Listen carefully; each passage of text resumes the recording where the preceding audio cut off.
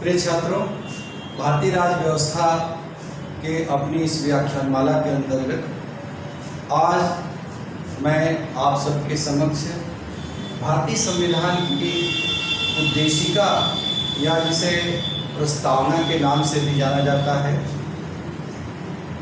और अंग्रेजी में जिसको प्रीएम्बल कहा गया है, उसके संबंध में व्याख्यान प्रस्तुत कर रहा हूँ।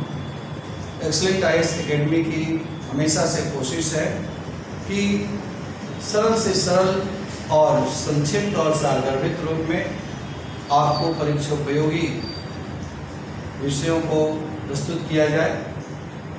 इसके अंतर्गत भी हमारा यही उद्देश्य है। संविधान की प्रस्तावना या उद्देशिका से ही हमारे संविधान की शुरुआत होती है। संविधान की प्रस्तावना के अंतर्गत पूछे जाने वाले जो प्रश्न हैं वह किन किन विषयों पर केंद्रित हैं। तो सबसे पहली बात कि what is the source of preamble, प्रस्तावना का स्रोत क्या है। सोर्स ऑफ प्रीएम्बल,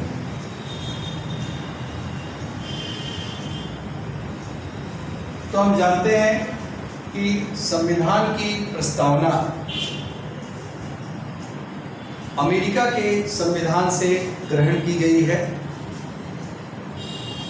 हालांकि इसकी बहुत सी शब्दावलियाँ ऐसी हैं जो कई देशों के संविधानों या कुछ अन्य महत्वपूर्ण दस्तावेजों से मिलती जुलती हैं, जैसे कि ऑस्ट्रेलिया के संविधान से भी हमारे देश की संविधान की प्रस्तावना मिलती जुलती है, या संयुक्त राष्ट्र संघ का जो चार्टर है उसके अंतर्गत भी कुछ ऐसी शब्दावली है जिसका प्रभाव हमारे संविधान की प्रस्तावना पर दिखाई पड़ता है। और इसके साथ ही साथ हमारे संविधान की प्रस्तावना पर फ्रांसीसी क्रांति के जो नारे हैं, इक्वलिटी, लिबर्टी एंड फ्रेटर्निटी, स्वतंत्रता, समानता और बंधुत्व, स्पष्ट रूप से उसका भी प्रभाव हमारे संविधान की प्रस्तावना पर दिखाई पड़ता है। हमारे संविधान की प्रस्तावना को संविधान सभा में जिस रूप में ग्रहण किया गया, यदि उसके स्रोत पर हम विचार करें तो पंडित जवाहरलाल नेहरू के द्वारा 13 दिसंबर 1946 को संविधान सभा में एक ऑब्जेक्टिव रिजोल्यूशन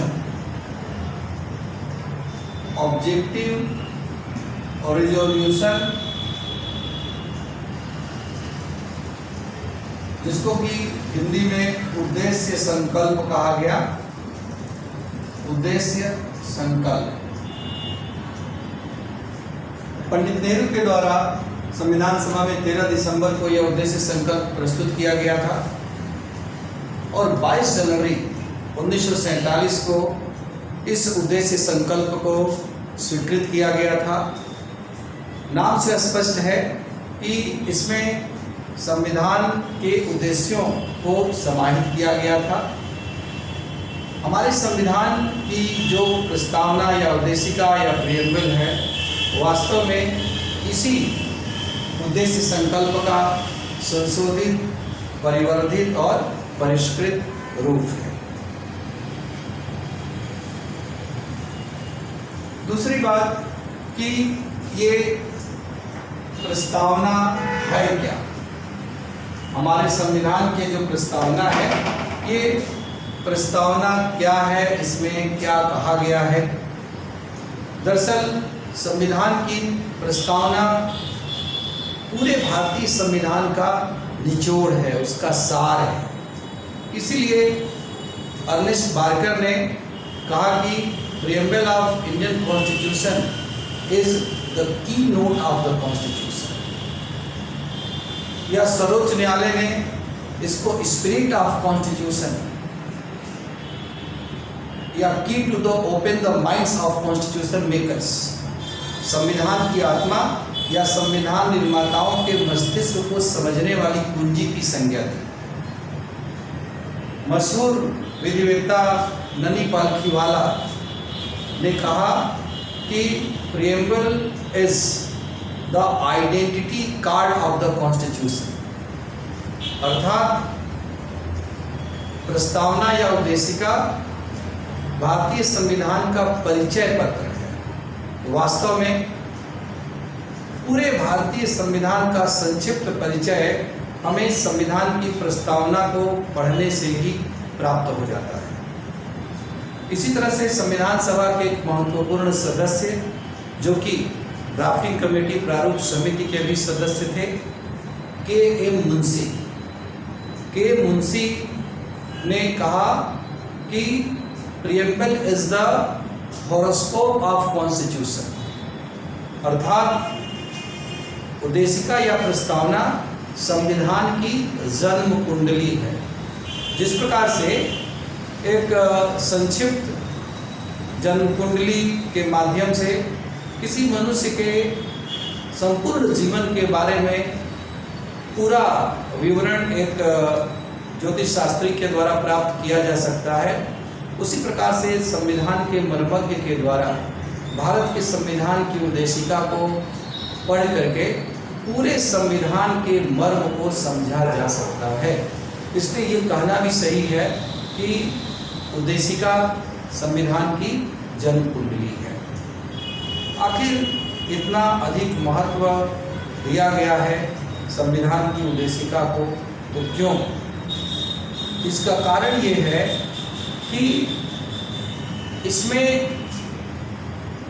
भारत के राज्य के बारे में, भारत की राज्य व्यवस्था के बारे में, भारत के लोगों के बारे में और भारत के सरकार के भावी उद्देश्यों और लक्ष्यों के बारे में सब कुछ बहुत ही संक्षिप्त रूप में बताया गया है।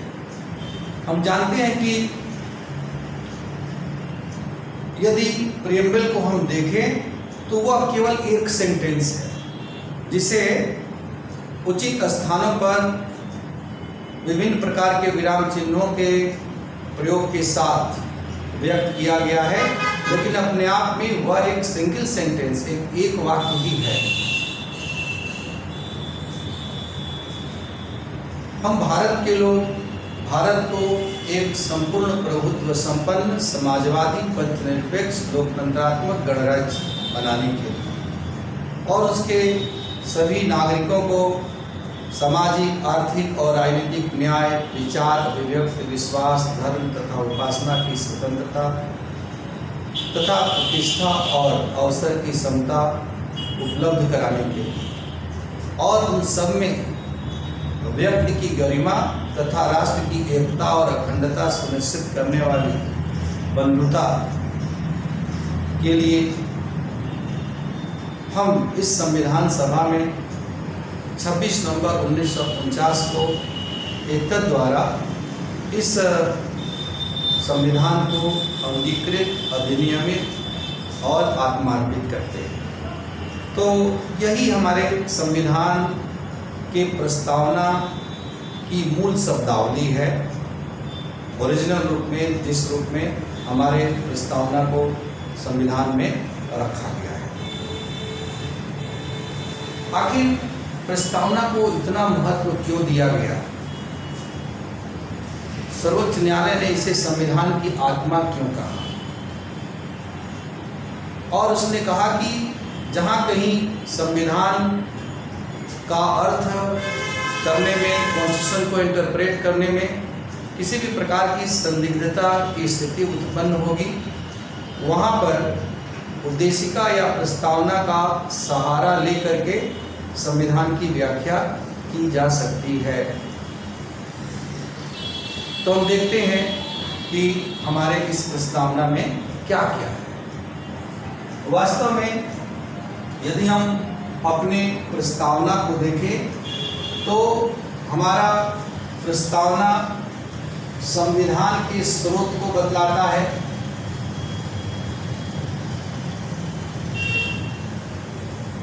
Source of constitution. दूसरा, नेचर ऑफ स्टेट, राज्य की प्रकृति। Nature of state. तीसरा, ऑब्जेक्टिव या उद्देश्य, अर्थात किस चीज का उद्देश्य, तो चाहे हम संविधान का उद्देश्य कहें या भारतीय राज्य का उद्देश्य कहें,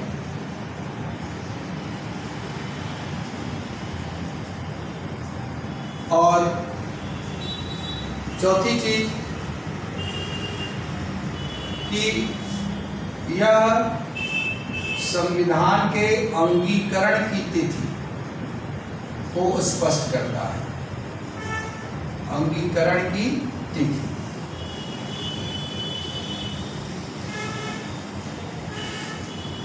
बहुत सरल शब्दों में कहें तो प्रस्तावना ये बतलाता है कि संविधान कहाँ से आया या किन लोगों ने बनाया। तो सीधे सीधे संविधान के प्रस्तावना के शुरुआत ही जिन शब्दों से होती है, we the people of India, हम भारत के लोग। इसलिए संविधान का जो स्रोत है वो है हम भारत के लोग, अर्थात भारत के संविधान को भारत के लोगों ने बनाया है। स्पष्ट है कि एक संप्रभु राष्ट्र के रूप में भारत है और भारत के लोगों ने स्वतंत्रता पूर्वक अपनी इच्छा से ये संविधान निर्मित किया है और इसको लोगों के ऊपर थोपा नहीं गया, किसी ने इसको थोपा नहीं। दूसरी चीज कि राज्य की प्रकृति बहुत महत्वपूर्ण है, इसको समझना परीक्षा के लिए, जहां से कि कई तरह से सवाल पूछे जाते हैं। तो राज्य की प्रकृति कैसी है, तो जब हम राज्य की प्रकृति देखते हैं तो इसके अंतर्गत कहा गया कि भारत अर्थात इंडिया कैसा राज्य होगा, तो भारत अर्थात इंडिया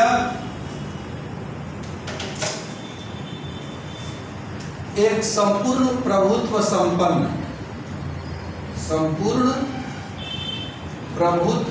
संपन्न राज्य होगा, जिसका अर्थ है अंग्रेजी में सॉवरेन।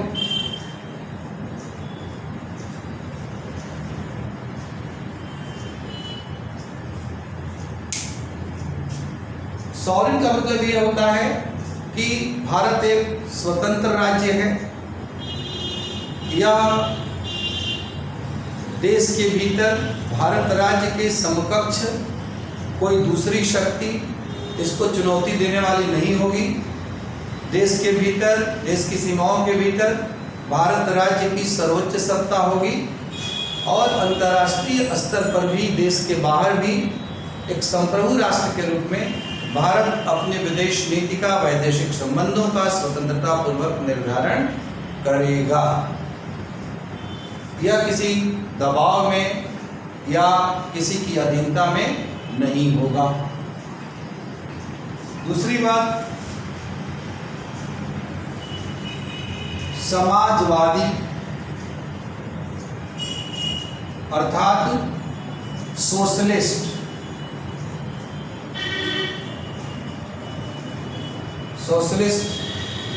स्टेट।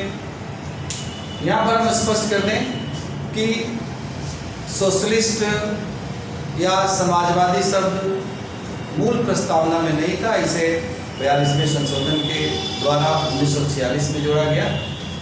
समाजवादी शब्द अपने आप में बहुत ही गूढ़ शब्द है और समाजवाद की दुनिया में एक विभिन्न देशों में विभिन्न रूप प्रचलित रहे हैं, इसलिए वास्तव में समाजवाद का वास्तविक अर्थ क्या ग्रहण किया जाए ये व्याख्यायित करना बहुत मुश्किल काम है। लेकिन भारत में टिपिकल सोशलिज्म नहीं है। हमारे देश में चूंकि एक लोकतांत्रिक राज्य है, जैसा प्रस्तावना में ही बताया गया, इसलिए यहाँ पर समाजवाद से आशय डेमोक्रेटिक सोशलिज्म या लोकतांत्रिक समाजवाद से है, अर्थात समाज के समाजवादी ढांचे से है, सोशलिस्टिक पैटर्न ऑफ सोसाइटी से है। किसी को इस समाजवाद को साम्यवाद से जोड़ करके नहीं देखा जाना चाहिए किसी के भी द्वारा। तीसरी चीज है भारतीय राज्य की प्रकृति के अंतर्गत कि पंथ निरपेक्ष अर्थात सेक्युलर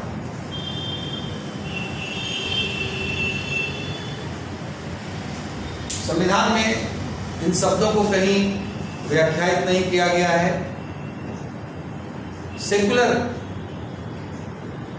शब्द एक पाश्चात्य शब्दावली है, जिसका पाश्चात्य संदर्भ में अर्थ तो ये होता है कि राज्य और धर्म की सत्ता का पूर्ण रूप से पृथक्करण, separation of religion and polity. But in Indian context its meaning is something different. That is equal treatment to all religions. भारतीय संदर्भ में इसका अर्थ है सभी धर्मों के साथ समान व्यवहार या समान बर्ताव, क्योंकि हमारे देश में धर्म और राज सत्ता का उस प्रकार का पृथक्करण सामाजिक जीवन में, राजनीतिक जीवन में, व्यवहारिक स्तर पर संभव नहीं है।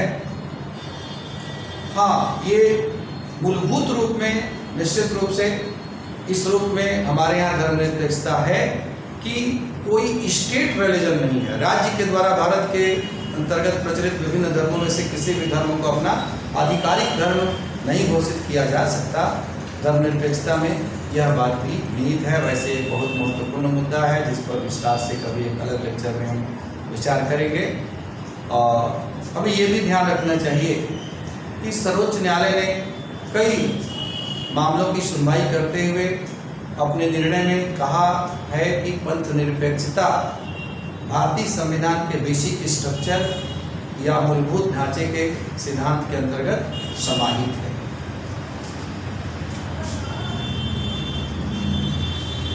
लोकतंत्रात्मक या डेमोक्रेटिक, लोकतंत्रात्मक राज्य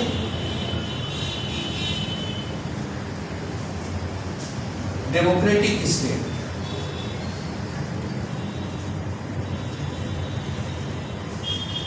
स्पष्ट है कि भारत एक लोकतंत्रात्मक राज्य होगा, जनता की सर्वोपरि सत्ता होगी। खुद जब जनता ही संविधान बना रही है तो स्पष्ट है कि जनता की सर्वोपरि सत्ता है। जनता के द्वारा निर्वाचित जनप्रतिनिधियों के द्वारा ही देश की शासन सत्ता का संचालन किया जाएगा।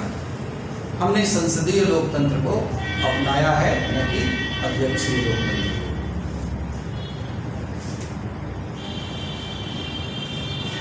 और आखिरी बात है गणराज्य, रिपब्लिक।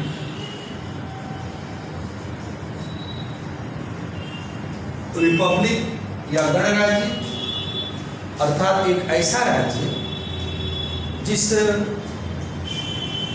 का सर्वोच्च शासक या हेड ऑफ नेशन, राष्ट्राध्यक्ष, कोई हेरिडेटरी रूलर या वंशानुगत शासक जैसा कि ब्रिटेन का सम्राट है वैसा कोई नहीं होगा, बल्कि जनता के द्वारा निर्वाचित व्यक्ति होगा जो कि एक निश्चित अवधि के लिए निर्वाचित किया जाएगा। हम जानते हैं कि हमारे यहाँ भारत का राष्ट्रपति है और जो कि भारतीय गणतंत्र का अध्यक्ष है और भारत का औपचारिक नाम भी रिपब्लिक ऑफ इंडिया है। तो इस प्रकार से संविधान की प्रस्तावना में उद्देश्यों को भी प्रकट किया गया है कि भारत के संविधान के अंतर्गत राज्य कैसा होगा और राज्य का उद्देश्य कैसा होगा। तो प्रकृति को समझने के बाद अब हम इसके उद्देश्य को समझते हैं।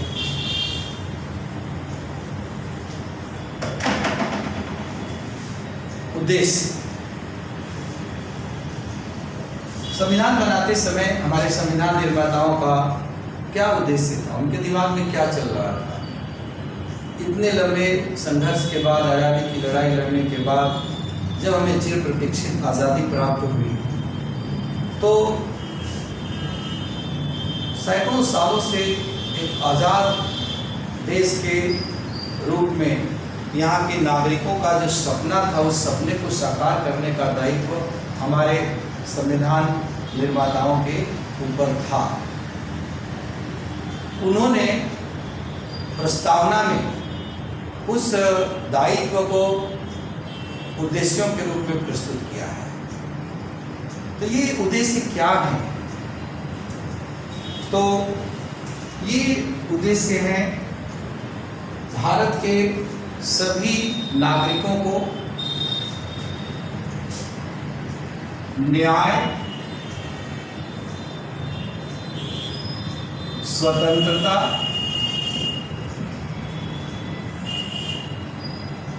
समानता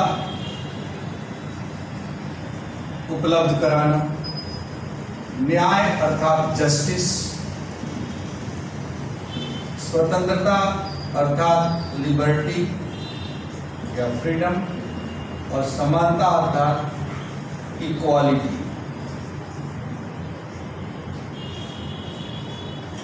अब न्याय, तो न्याय के अंतर्गत तीनों प्रकार के न्याय की बात कही गई है प्रस्तावना में। न्याय socio political and economic justice, सामाजिक न्याय भी है, आर्थिक न्याय भी है और राजनीतिक न्याय भी है। इसी तरह से स्वतंत्रता या लिबर्टी, तो लिबर्टी के अंतर्गत भी 5 प्रकार की लिबर्टी है। थॉट अर्थात विचार की स्वतंत्रता, एक्सप्रेशन अर्थात अभिव्यक्ति की स्वतंत्रता, बिलीफ अर्थात विश्वास की स्वतंत्रता, फेथ अर्थात धर्म की स्वतंत्रता, और वर्शिप अर्थात उपासना की स्वतंत्रता। तो 5 प्रकार की स्वतंत्रता इसके अंतर्गत उद्देश्य के रूप में रखी गई है कि नागरिकों को इसे उपलब्ध कराया जाए। और समानता, समानता में भी 2 प्रकार की समानता, equality of status and equality of opportunity. Hindi में कहें तो प्रतिष्ठा की समानता और अवसर की समानता, दोनों ही चीज। उस जमाने में जब देश को आज़ादी मिली थी तो अनेक प्रकार के सामाजिक स्तर पर और विभिन्न स्तरों पर असमानता थी। हमारा संविधान प्रारंभ में ही प्रस्तावना के अंतर्गत यह स्पष्ट रूप से घोषित कर देता है कि भारत के सभी नागरिक समान होंगे, प्रतिष्ठा की दृष्टि से भी और अवसर की दृष्टि से भी। इसी प्रकार से उद्देश्यों के अंतर्गत कुछ और चीजें भी बतलाई गई। ये कहा गया कि बंधुता अर्थात फ्रेटर्निटी,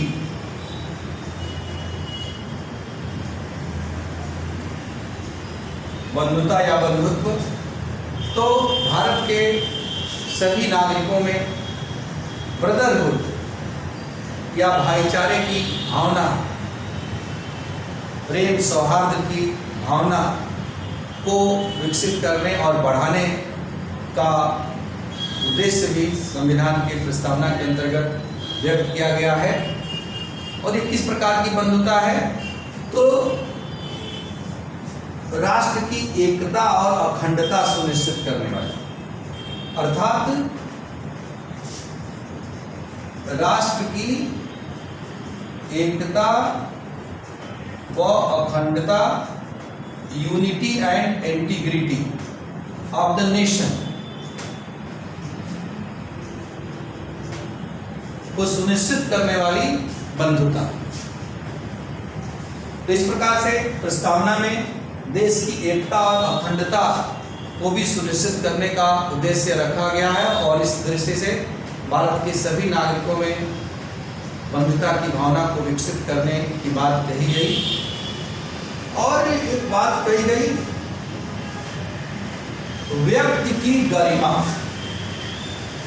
व्यक्ति की गरिमा अर्थात डिग्निटी ऑफ इंडिविजुअल।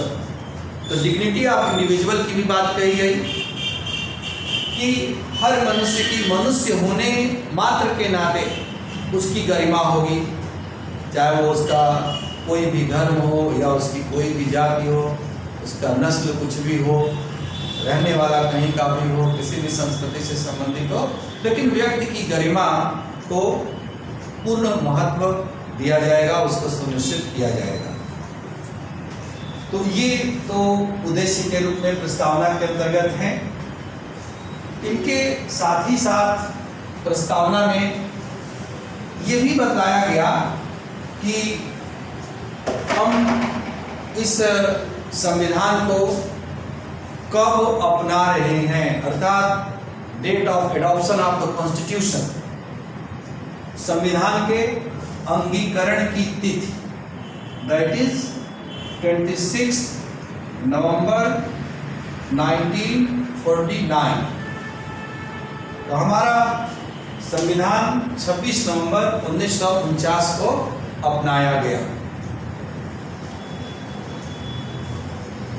इसका स्पष्ट रूप से उल्लेख कर दिया गया है संविधान की प्रस्तावना में।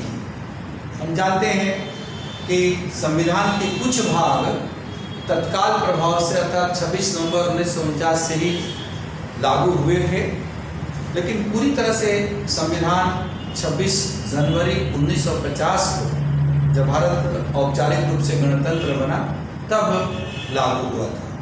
तो संविधान की प्रस्तावना में संविधान के प्रवर्तन की तिथि नहीं बल्कि संविधान के अंगीकरण की तिथि का उल्लेख किया गया है 26 नवंबर 1949 के रूप में, डेट ऑफ एडॉप्शन।